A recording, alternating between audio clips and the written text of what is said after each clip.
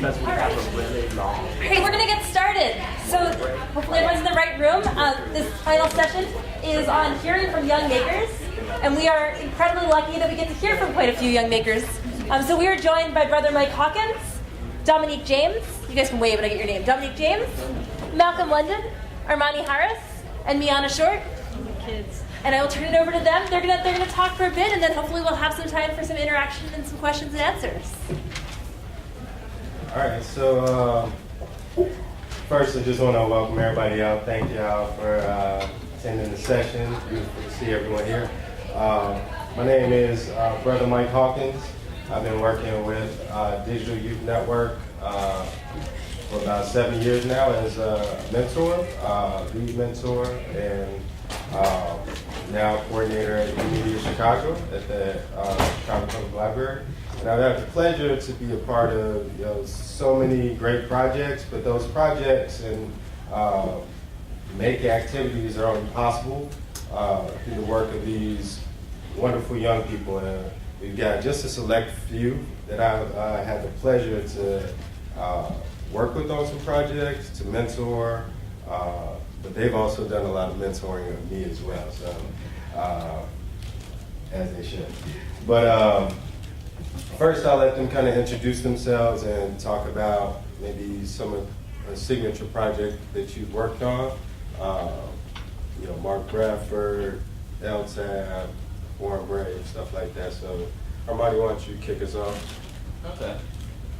I'm Armani Harris. I've been a part of UMEA since it opened, and I've been an intern for DYN for about 2 years now. One of the main projects that I've been a part of that's kind of shaped who I am as a person was the Mark Bradford project, where they brought in an artist from California, Mark Bradford, to work with a group of teens. I think there were about 4 or 5 of us from UMedia, and then there was another group from a local high school. And we basically looked at his work, and then we were given the task of making our own that, while followed the theme of it, which was layers, and incorporated our own aspect to it. So something that I really loved was photography and poetry, and at first I didn't know what I was going to do for that, but I started thinking about all the places that I've walked during my long sessions trying to take photos. I've walked up and down downtown, has to be near 100 times. I've walked home, and I've put hours and days into my work. So I started taking several photos and just creating footsteps based off of them that were, I was here at this moment. I was at 91st and Halsted on my way home when I took this photo. All of these are certain projects. And at first I just had these huge footsteps that when you looked at them, you could see were actually several photos. And then he challenged me. He was like, this is awesome. What else can you do with it? And I was stumped because, the footsteps, those were my thing. I love those. And then he was like, but those aren't just you. So I started thinking, and instead of just the footsteps, I took just about every photo that I liked, about 108 photos, and put them side by side by side until I had this giant piece that was just a collage of photos. And then, since this was a part of me, I got a photo of my shadow, and I layered that on, and then I layered a poem about footsteps. And at first, I thought this would be, maybe a 3-4 foot thing, something small. And he was like, no. Should we make it life-sized? I was like, wait, I don't know what. But he made it life-size. I put the footsteps layered up to it, and along with the MCA, the teens, we hosted a gallery. And it was just a simple walk-in gallery, a ton of people came. Like more than just our parents, just anyone who like looked through and like saw this is really cool.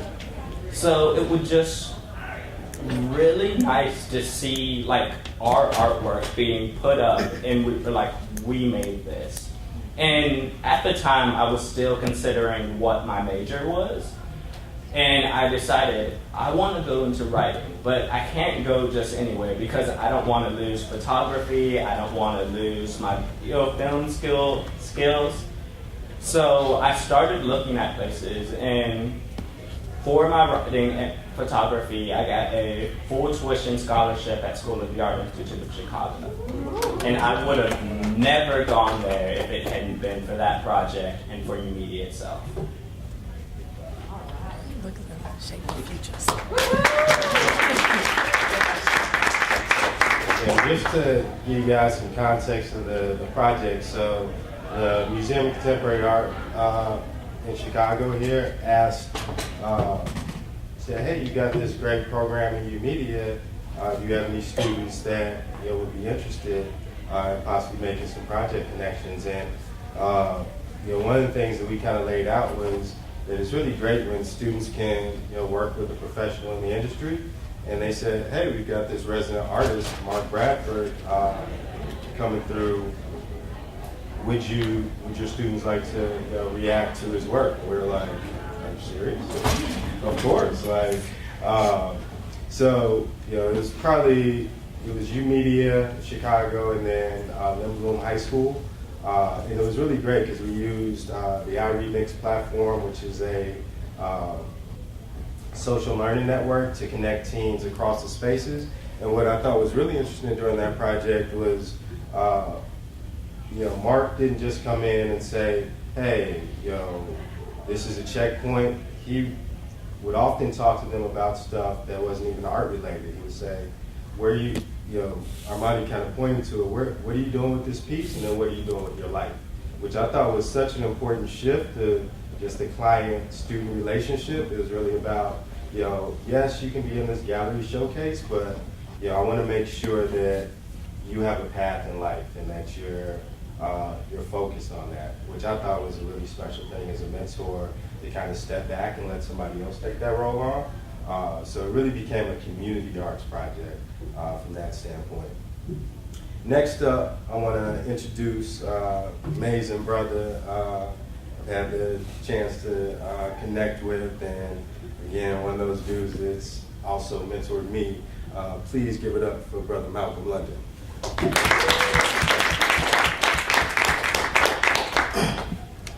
Good afternoon. My name is Malcolm London.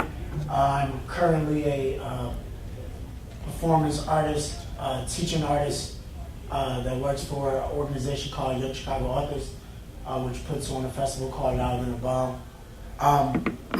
I've been involved in UMedia. How I got involved with UMedia was through poetry and primarily through Brother Mike. Open mic called Lyricist Loft has started there, and myself and another young lady named Dimmers hosted that open mic, and in that space, when we first started the open mic, it was really slow, but it grew to I think at least 200 people every Wednesday stuffed into the library. And in that space came from just, when I think back now, what was that, 3 years ago? 4 years? When I think back now, I don't really understand how important that was until now. But to have that space to cultivate art and to talk to so many different people. So from that library and from that space, right, there's been a bunch of amazing things to come out of that. Not only young people, going to college and having friends and things like that, but there's an amazing band called Kids These Days, which kind of, some of those folks came up through DYN and through UMedia. There's another MC by the name of Chance the Rapper who came up through that. These two young ladies here, who are also very amazing, and myself, we came up through that, right? And that was kind of the birthplace, I think, of not only just art, but like a movement. So from that open mic, we had a U-Media Slam poetry team that competed in Louder Than a Bomb in 2011.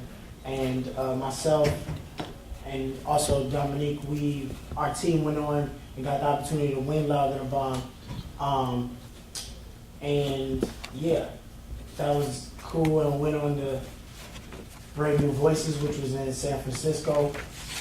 And that shaped who I wanted to become as a person, and what the kind of work I wanted to do.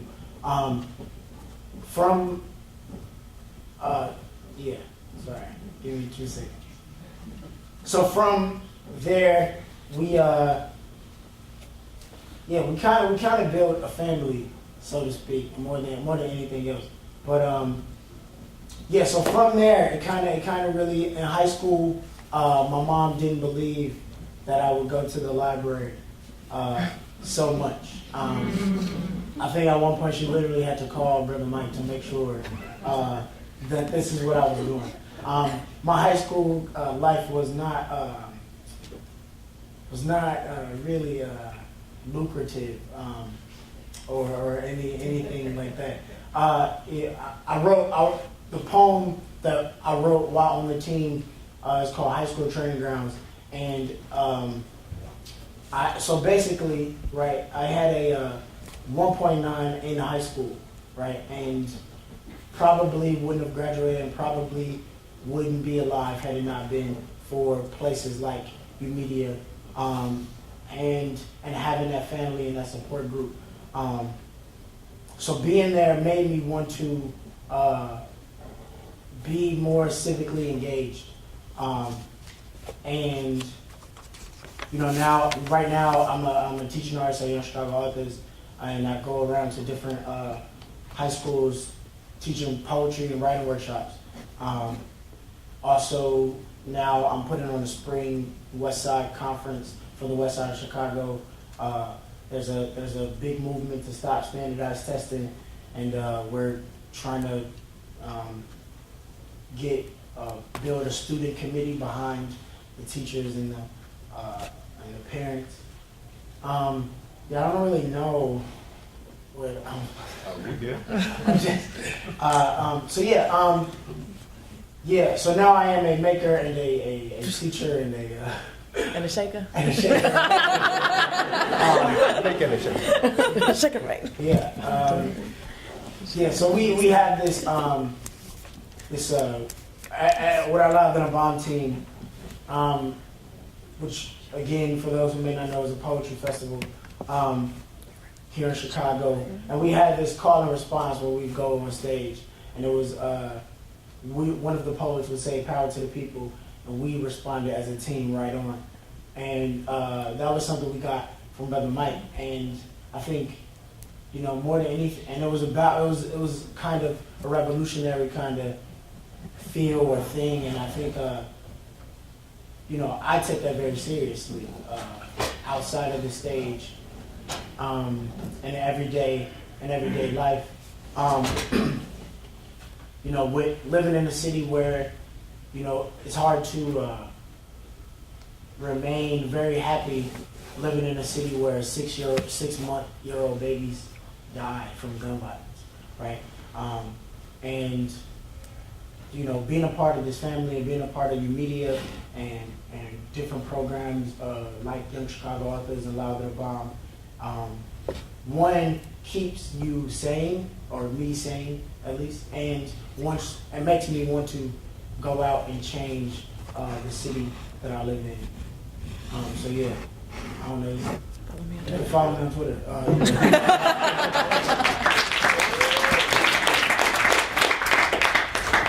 Yeah, and just to piggyback on Malcolm a little bit, again, what he talked about was trajectory, right? So coming into a space, being able to connect with folks, and as he mentioned, like in the city of Chicago, like it's very segregated here. So a kid from the West Side may not mess with a kid from the South Side, or the north side. There's all type of, stereotypes, perceptions, but U Media gives them a place to come together and to build that community, to build that family.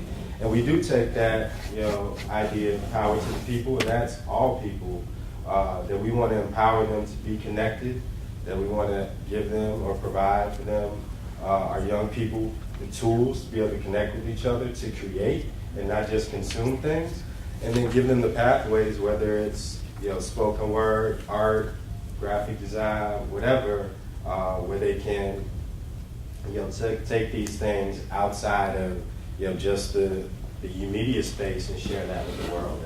That's very important in our ecology. And then to see both of these folks, Malcolm and Armani, kind of go through the system, if you will, and come back and say teaching is important. And I think that's a great walkaway or takeaway, from their stories, that they got the goods. It was like, yes, I got these great opportunities, but the greatest thing to me personally is that they've come back and shared that knowledge with their peers, which is what we want in our society right there. We're just not knowledge owners, but we're knowledge sharers and connectors. And one of those people that really speak to that, is another young lady that I'm going to introduce you to, who's just a powerhouse, a firecracker, and just a really great person. Please give it up for Miss Dominique James. Hi, I just want to say, are all these people typing on the computers taking notes, or are they like tweeting? I wasn't sure. As Brother Mike said, my name is Dominique James. I just celebrated my 18th birthday yesterday. Yes, it was very wonderful. I got involved with U Media through poetry. My first real interaction was doing the A Mercy project, where we read A Mercy by Toni Morrison and responded in our various art forms. I had never had the opportunity to do that in school. I first started writing poetry because I found you could either write a 2-page essay or a 20-line poem for an assignment. I was like, 20-line poem, I'll take that. But we never really read books and responded to them. It was always like, okay, you're gonna analyze and answer these discussion questions, write an essay. But processing it into art was so thorough, and I'm like, this is very efficient. I don't know why they don't do this at school. We'd have no Spark Notes. We'd all be actually reading the book. So that was a really, really cool experience. And then part of the product of that was a mixtape of sorts. So that was the first time I ever recorded a poem. I was like, oh, I really like the way my voice sounds. And someone put it to music, and I was like, this is even cooler. To blend both literature, poetry, and music into one thing was very cool to see. Like, that collaboration is something I continue to pursue. I'm also a member of Lady Gaga's Born This Way Foundation and Youth Advisory Board. So working with that has been amazing. Just seeing the online presence of things and how you can have a, quote, internet revolution and touch so many more people. Like, I was like, oh, this is really weird. You can connect with people all over the place. But when used to engender change and create relationships and foster connections, it's a very wonderful thing. Some of the projects I'm involved in, yesterday on my birthday, my website launched, which will spotlight, my book will be coming out in May, so I got to present some of those poems yesterday. What's your website? My website is lightofapollo.com, and yeah, take that down. I will spotlight events that I've thrown. I threw one at Lincoln Hall. I'll be throwing one at Shuba's March 28th. I don't know if you all are from Chicago. And then film projects. I'll have a video coming out for an artist by the name of such and such coming in about April or May also. What else do I do? I teach. I have a program at Rebus Elementary teaching poetry to 7th and 8th graders. I'm hoping to follow Malcolm's footsteps and be a teaching artist for young Chicago authors, assuming I stay in Chicago for college. Cross your fingers, you better take me. And what else? Oh, and I box. That's it. And again, Dominique, what was the name of your website? Lightofapollo.com. And follow me on Twitter at Dominique James. I think they all have Twitter, so we'll make sure you get your Twitter swag on. I got in like October. Last but not least, and then I'm going to jump in and ask these folks some questions. We got Miona Short, another just amazing writer and creator. And she's going to talk to you about some of her amazing work. Please get up, Miona.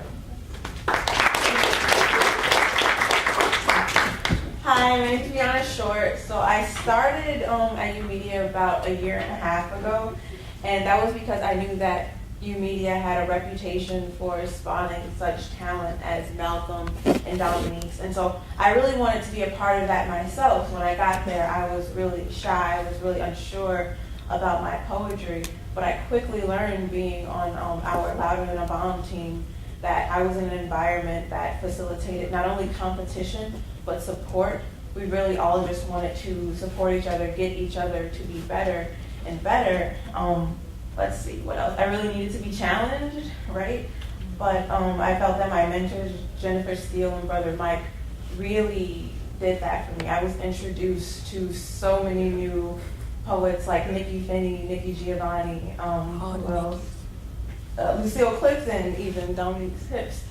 But, and I was introduced to so many poetic forms. I often put poetry in a box before I started. You know, I had to sound one way or another. However, being on this team allowed me to develop my own unique voice, and I'm very much thankful for that. Let's see, what else? All right, I really appreciate everyone who believed in my work because I wasn't, and am still sometimes not so sure of it myself. And actually being with Brother Mike, Dominique, Cush Thompson, I don't know if you know who these people are, Malcolm London, actually inspired me to create a partnership with an elementary school called Jenner and Cabrini, or what's left of Cabrini now. So I work with their 7th graders, and it's a mentorship and academic preparation program. And I found writing to be very freeing. But unfortunately, like it's the case in many underfunded schools, that many of these students are not fluent readers and fluent writers. So I work with a team. We work with them to appreciate the art of writing and being a good reader and comprehender, if that's actually the word. And it's really been amazing with them. They've responded well to us. We're trying to partner with the rest of selective enrollment high school so their students can do it all across the city as well. And one more thing, because I've worked with UMedia and I've had so much support, I actually entered a contest in September. And the rapper MC Light, I don't know if anybody's Light is rock. old enough to remember her, don't want to show your age, that's fine. But she offered to give $100,000 to a girl. It actually ended up being 2 of us. But a girl who exemplified the importance of community, who was an artist, and who got into the University of Wisconsin. And so I'm, like, you can look at me and tell that I'm obviously not a rapper. So I didn't think that. You got bars. What are you talking about? So I didn't think that it was necessarily a scholarship for me. So on their first deadline, I didn't apply. But a director from University of Wisconsin actually called me personally and told me to apply. So I was like, oh, okay. So he gave me 5 days to get my entire application together. So I said, oh, okay. And I got into Wisconsin, and then 2 weeks later, MC Light's calling me, you know, at my house, like, hey, you want to fly to Las Vegas? And I was like, yes. And she told me I was a finalist. And so when I got there, we got to be on the Soul Train like awards show. Is anybody old enough to remember that? And we, another girl from Philadelphia named Hewood Adela, who's also a very amazing poet, got to share the red carpet with me, and it ended up that we both got full tuition scholarships to the University of Wisconsin for this. Thank you. There's this amazing program called First Wave that takes 15 artists around the country per year in the fields of poetry, rap, producing, dance, and another category I forgot. But it's what? Oh, and graffiti, right?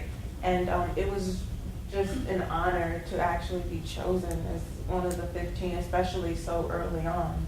And I know for a fact that I would not have been able to do this without the support of Brother Mike, Jen, and my team, and just the entity that UMedia is. Thank you. Shout out to you, Miona. So, since we're talking about making stuff, maybe I should show you some of the things that they've actually made. And we'll just do a kind of quick run through, because I definitely want you guys to be able to ask these young folks some questions.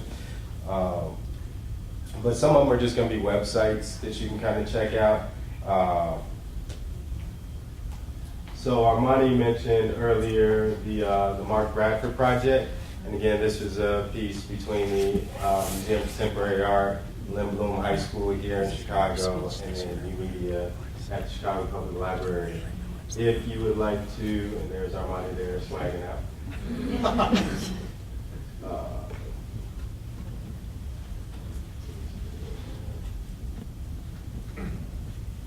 That piece in it? Yeah, I think his is in here.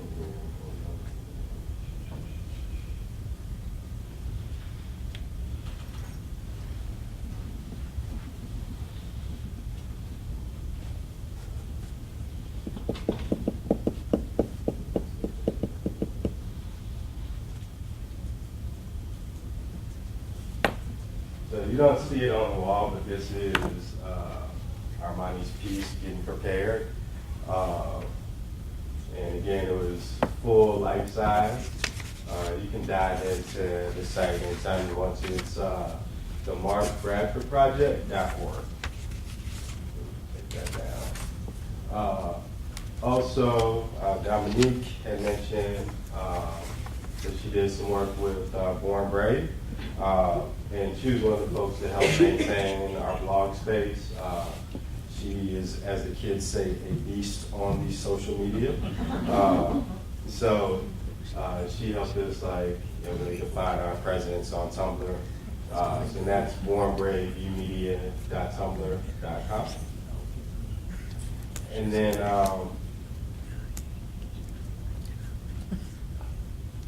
Malcolm referenced the poem. Hopefully it will go for all the way, but if not, we'll give you just a little preview of the taste. We could just all do a poem. I don't know. Then we on the second time. Malcolm wants to. Y'all want to hear a poem from Malcolm? No. No, I thought if you were gonna show it, I was saying like it was just we. I like the buses. It's the buses. Yeah. We'll play a little snippet. Nope. Maybe they'll be inclined to do something like that.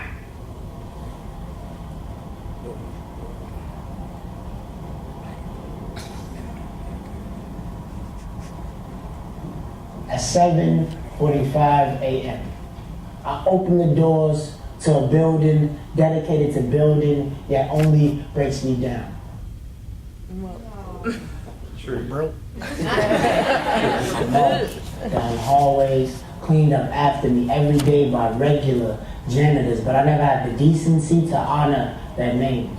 Lockers left open like teenage boys' mouths when teenage girls wear clothes that covers their insecurities but exposes everything else. Masculinity mimicked by men who grew up with no fathers. Camouflage worn by bullies who are dangerously armed but need hugs. Classrooms overpacked like book bags. Teachers pay less than what it costs them to be here. Oceans of adolescents come here to receive lessons but never learn to swim. Part like the Red Sea when the bell rings. This is a training ground. My high school is Chicago. Diverse and segregated on purpose. Social lines are barbed wire. Hierarchy burned into our separated classrooms, free to sit anywhere but reduced to divided lunch tables, labels like honors and regulars resonate. This is a training ground. Education misinforms. We are uniformed, trained to capitalize letters at a young age, taught now that capitalism raises you, but you have to step on someone else to get there. This is a training ground, sought to sort out the regulars from the honors, a reoccurring cycle built to recycle the trash of this system. I am in honors classes, but go home with regular students who are soldiers in a war zone in territory they don't really own. When did lives become expendable? CPS is a training ground centered on personal success. CPS is a training ground, concentration on professional suits. CPS is a training ground. One generation is taught to lead, the other is made to follow. No wonder so many of my people spit bars, because the truth is hard to swallow. The need for degrees has left so many of my people frozen. The educated aren't necessarily the educated. I have a 1.9 GPA. Got drunk before my ACT and still received a 25. Now tell me how I'm supposed to act. Homework is stressful. But when you go home every day and your home is work, you don't want to pick up any assignments. Reading textbooks is stressful, but reading doesn't matter when you feel your story is already written, either dead or getting booked. Taking tests is stressful, but bubbling in a scantron doesn't stop bullets from bursting. Our direction hasn't changed. When our board of education is driven by lawyers and businessmen, only one teacher sits on that board. Now tell me, what does that teach you? I hear the education systems are failing, but I believe they are succeeding at what they're built to do, to train you, to keep you on track, to track down an American dream that fails so many of us are.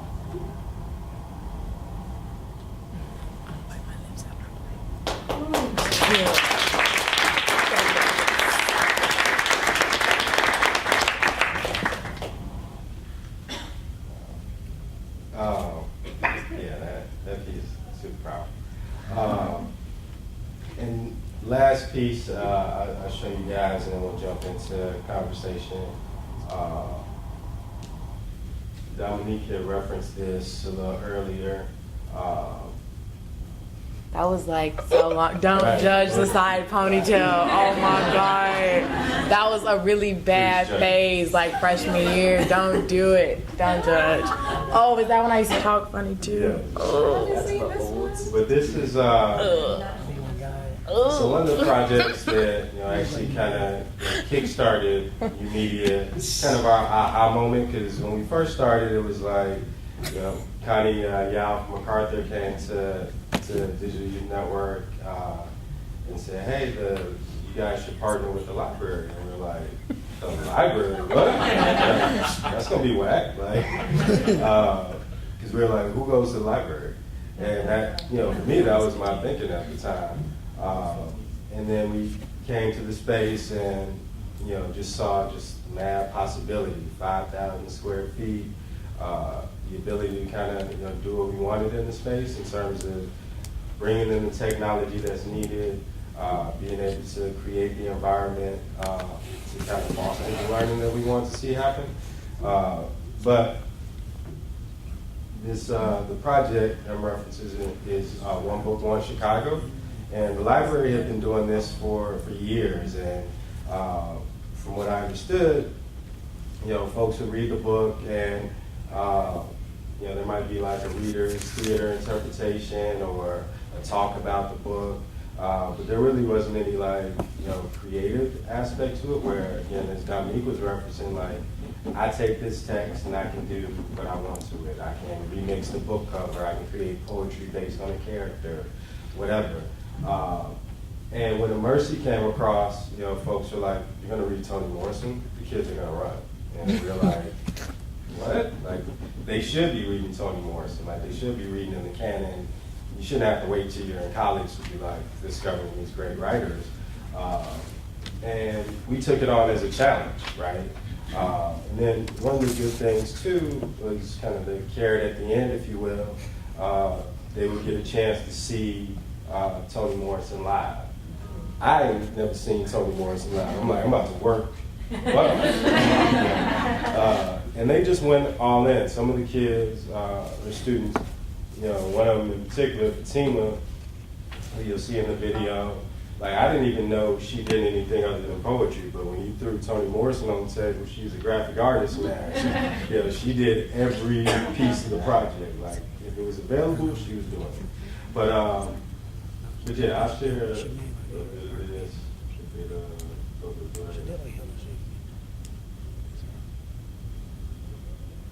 The book was super hard to read. It was so hard. I hadn't read anything that did.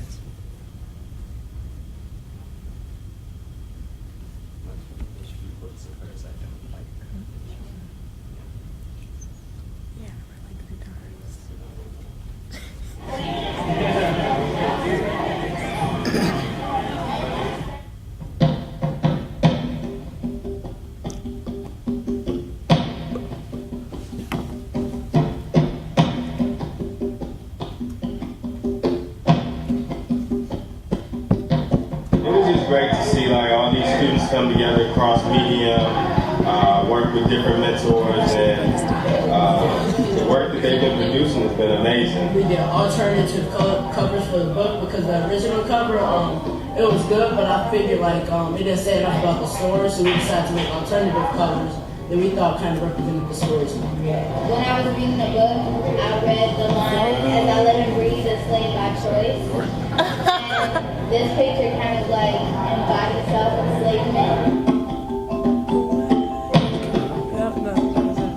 All instrumentals, all percussion, all like really tribal, African sounding with marimbas out of What does it mean to be a black teenager? My ancestors turned white. To make that connection was just a dream, kind of, to be able to read a book that you wouldn't normally read, and then it has so much of an effect on you that you can put your own musical emphasis.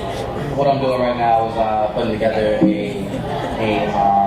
a sort of a beat situation, more so that someone could put lyrics to it. I'm supposed to be recording pretty soon. Brother Mike, he tries to record poems all the time, but I'm a little shy. Are you more comfortable holding that paper here? Because what happens is your mouth is pointing this way. If you hold it up, it'd be a little better. I think a lot of the kids are not used to this, and so I feel like it's part of my job to help them understand what this is all about and why it's here. Like the young lady who was just here, Dominique, she said that she's afraid. Brother Mike is always asking her to come into the studio and record, and this is the first time. Salted tears dancing and scrapes sting like ringing slaps. They dance to the rhythm you pound into drums. Skin stretched taut over dismantled jaws and collarbones. We dance to music.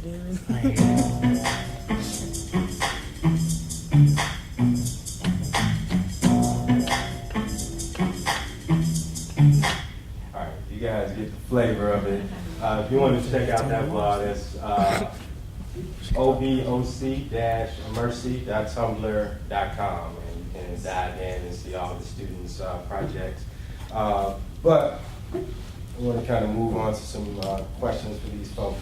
So, and you guys can feel free to answer. I'll give you like the one thing if you're going too long, or you can do it to me. So for you guys, you talked about it a little bit, throughout the piece, but how has mentorship kind of helped support you, through your projects, whether it was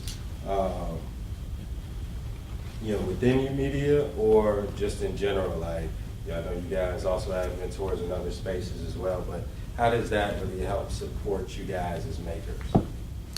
I'll take that first. You got it. Anyway, for me, especially for you media, more so than a maker, I think mentorship has helped me, be a better human being. We had a kind of powwow when we went to San Fran, and it was at a point in my life where I was making that huge transition from being a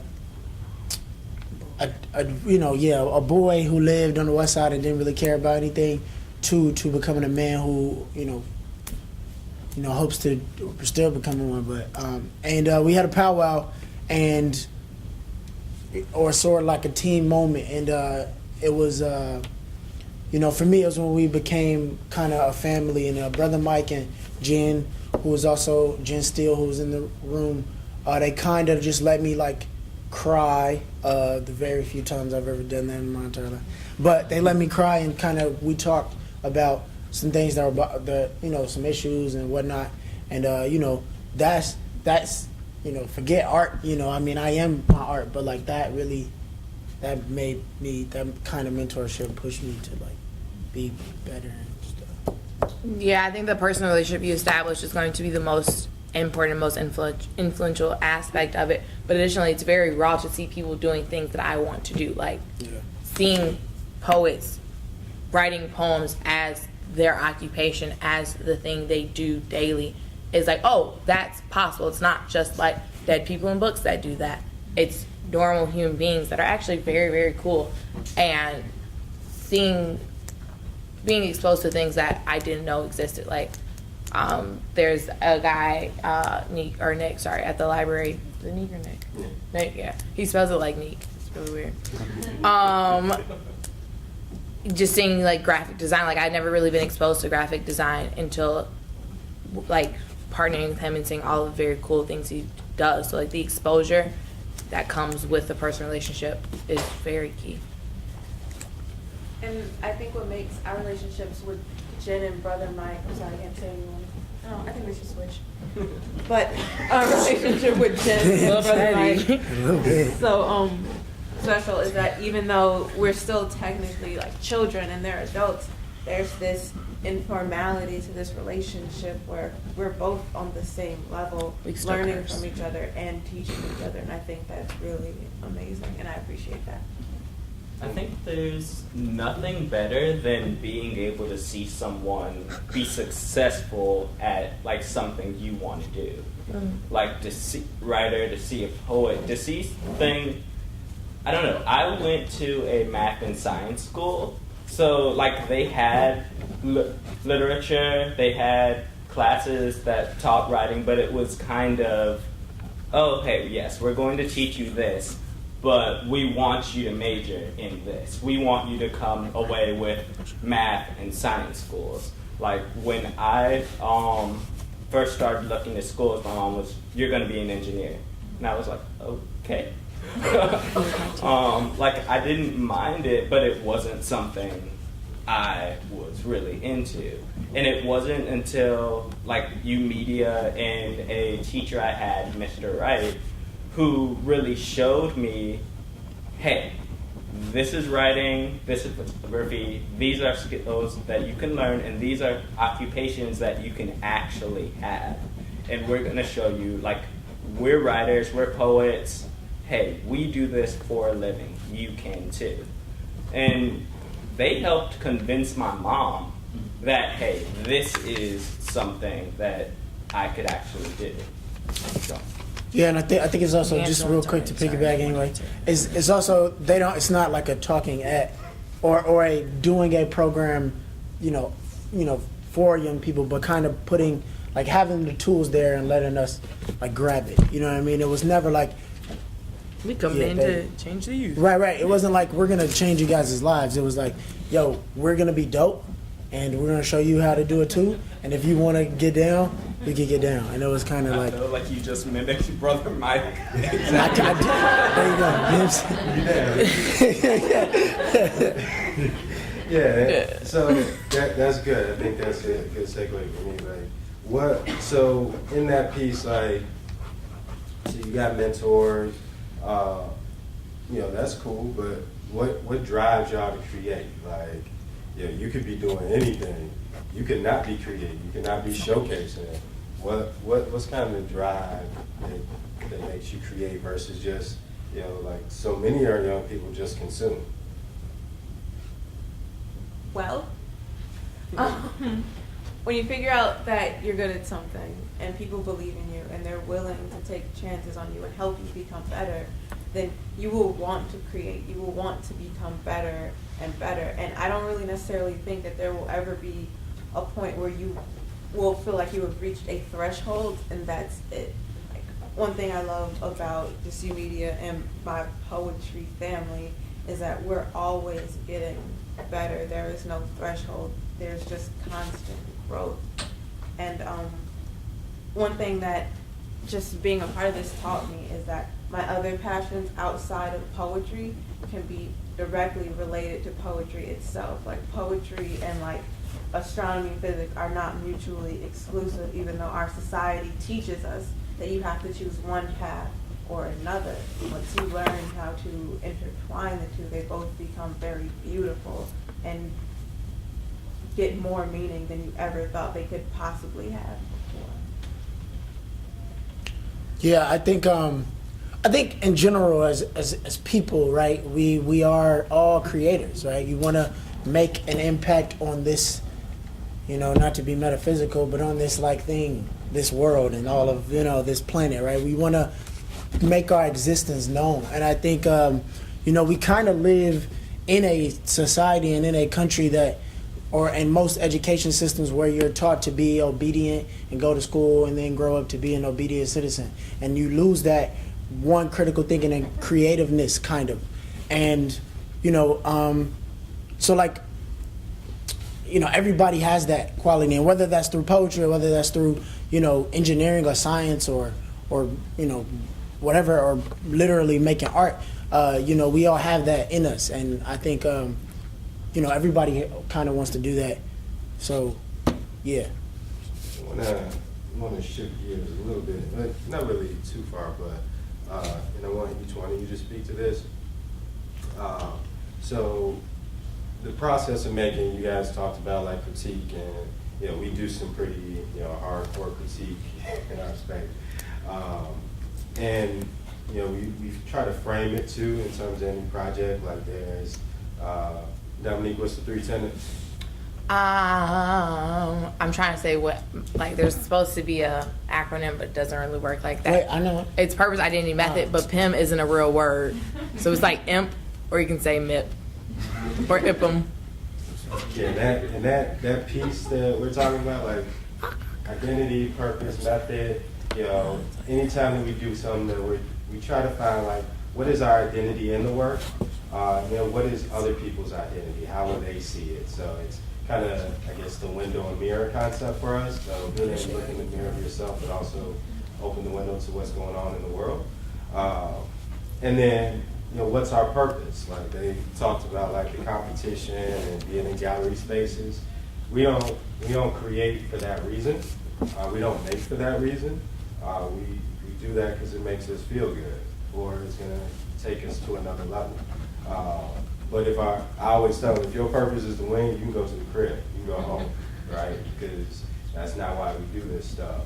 Because one of the things that we always talk about is what's next. It's like, okay, well, you make this great invention, what's next? You win this contest, what's next? And as artists and creators and makers, that's the question we're going to ask ourselves till we die, right? And then the final piece is our method. So this is what, you know, the workshops and projects that U-Media kind of foster for us, to be able to give them, our young people, the tools, opportunities, and methods or skills to be able to pull off the things that they want to make and create.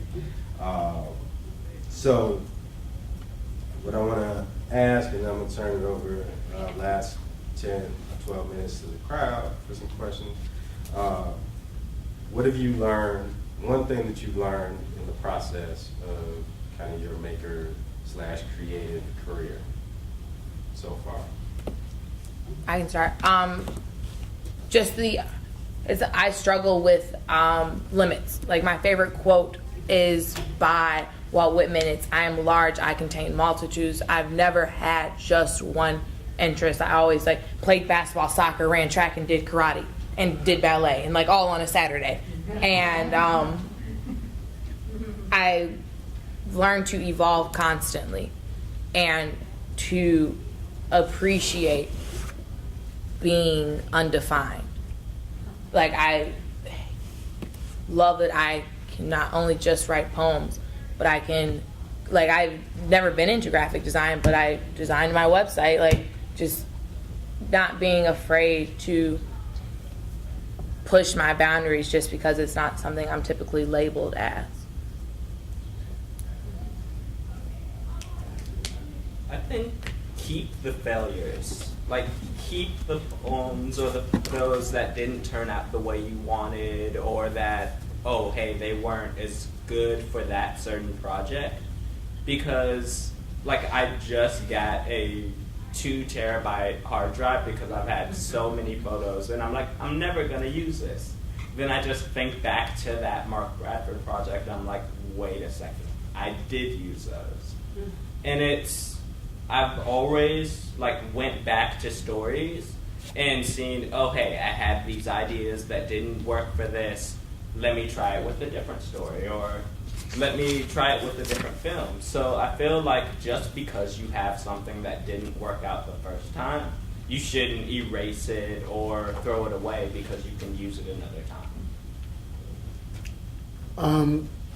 I think what my art has taught me is that it's not just art. I feel like I've always been kind of reporting, doing a sort of, as a poet, reporting of where I live and where I come from.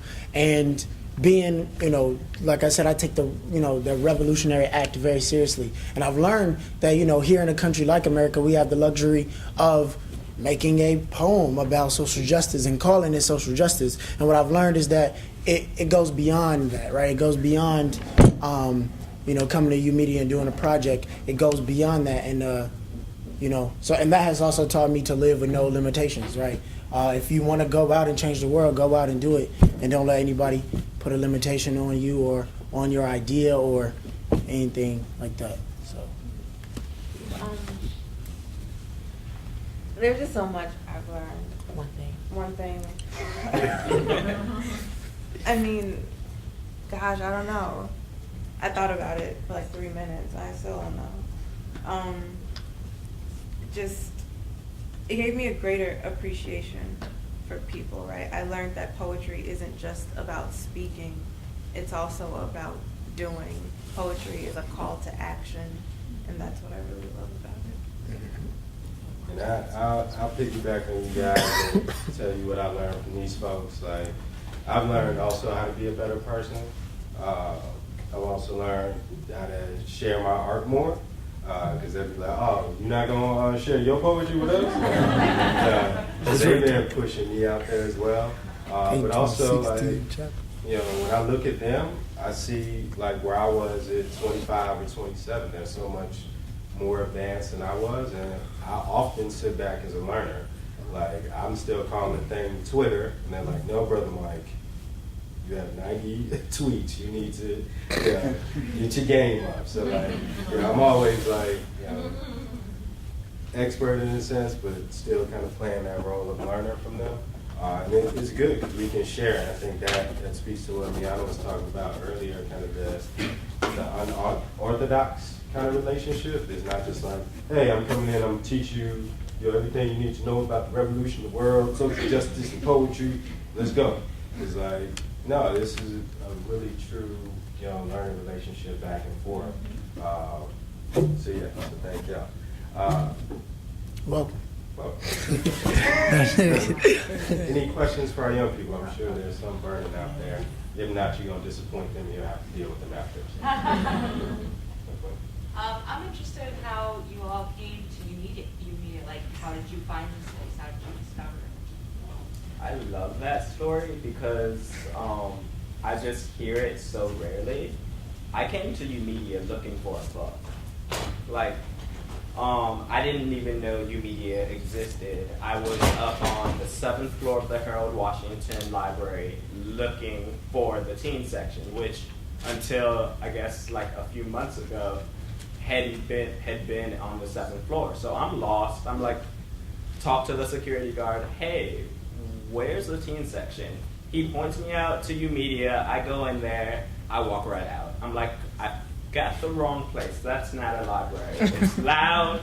There are PS3s. Yeah, I'm not in the right place. So I go to the information desk.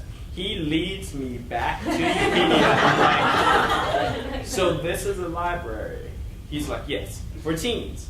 Yes. So I'm just quiet. I'm like, maybe you have have to do something to be in here. So I'm just gonna grab this book, run. I grabbed the book, went to the desk. All of a sudden, this mentor, Marcus Lumpkin, is talking to me like, oh, hey, do you want to do this? Let's do this. Like, oh, you like books? Hey, there's this book discussion on this book called Pride that was about animals during Iraq. They got loose, and he's like, and I'm just looking, I'm like, I don't know why I'm here. Like, I'm so confused. And he's like, it has a giraffe's head exploded. And I'm like, that's not a book. No, doesn't happen.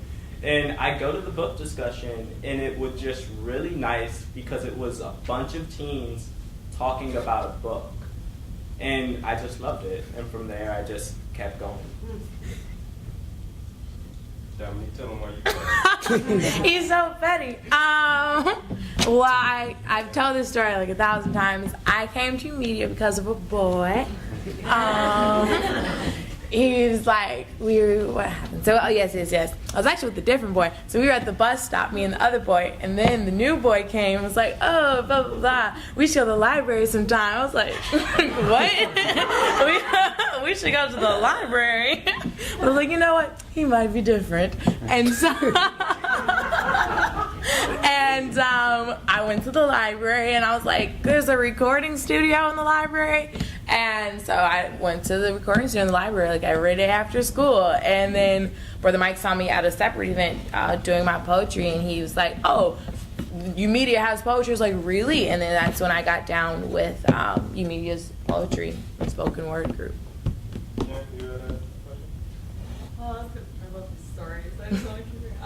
So my question was, before you came to UMedia, what was your attitude about competition and making a name for yourself? Because I'm listening to you all talk about being supportive and being collaborative, but I don't know if that's a natural thing, or did you all come in already, supporting each other? Because I taught high school, and I just see people like kids put each other down and like, you know what I mean? So how did that?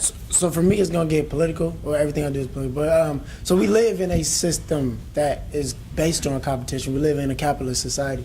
So like, I think naturally we are supportive, and naturally we do care about people.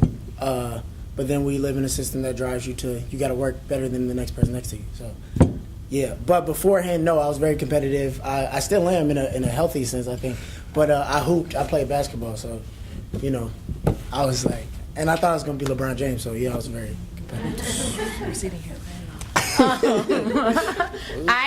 I am actually a very competitive person, but I don't think that support systems are unnatural. I just don't think they're fostered.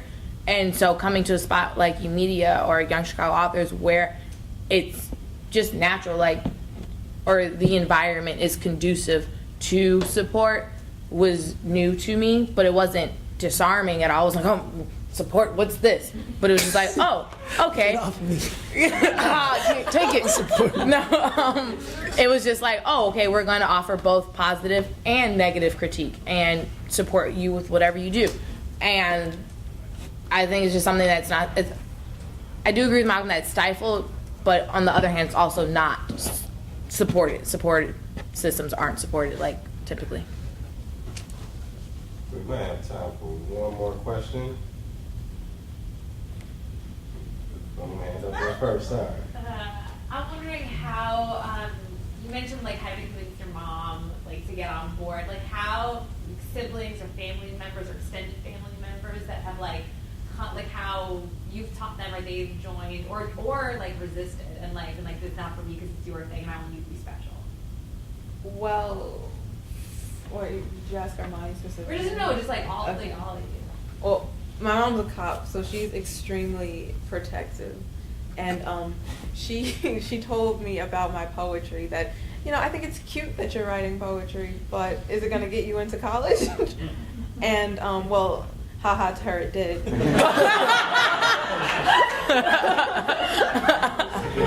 That shit was hilarious.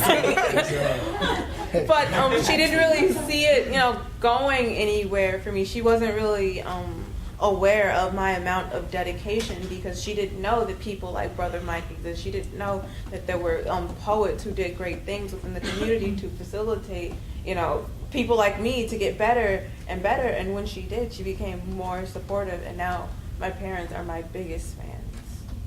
When I went to my first portfolio review for SIC, my mom was like, I'm humoring you with this, like I will help you put in a portfolio, but you're also applying to these 8 engineering schools.